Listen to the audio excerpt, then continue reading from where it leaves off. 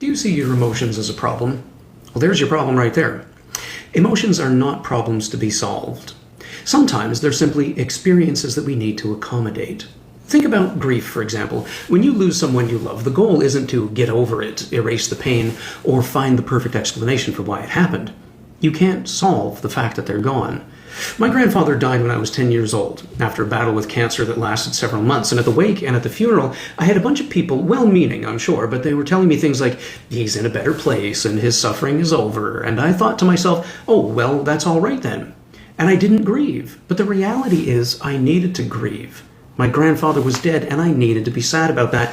That was the appropriate reaction to the situation. I had to learn how to make room for the reality that my grandfather was gone. Now, here are 5 ways that you can make room for your emotions. 1, name what you're feeling. Try to be specific. If you have trouble identifying the emotion, go back to something I mentioned in a previous video. There are only 4 core emotions: happiness, sadness, fear, and anger. Try to figure out which of those your feeling is closest to. Naming an emotion often helps you relate to it more clearly. 2, stop arguing with the reality or the validity of the feeling. You may not like what you feel, but fighting that feeling can add another layer of suffering. You get anxious, and then you get anxious about being anxious, and so on and so forth. Sound familiar? Many of us try to talk ourselves out of emotions, saying, I shouldn't feel this way, but give yourself permission to feel what it is you're feeling. 3, let emotions move through your body. Emotions aren't just about our thoughts. They have a physical manifestation in our body. Sometimes this could be a clenched jaw or clenched fists. It could be butterflies in your stomach. It could be a feeling of tightness in your chest.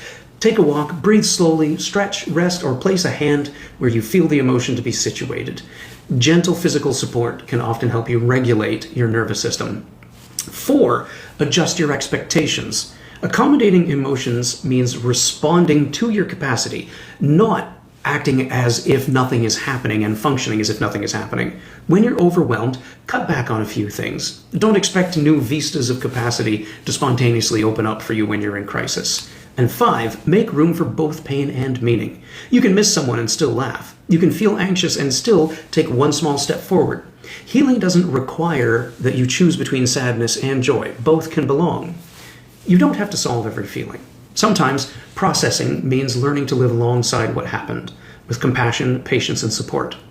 What have your experiences been like trying to accommodate difficult emotions in your own life? I'd love to hear about them down in the comments. My name is Jason Pollock, and this has been The Pollock Perspective. Thanks so much for watching. Have a great day, and remember, you're not in this alone.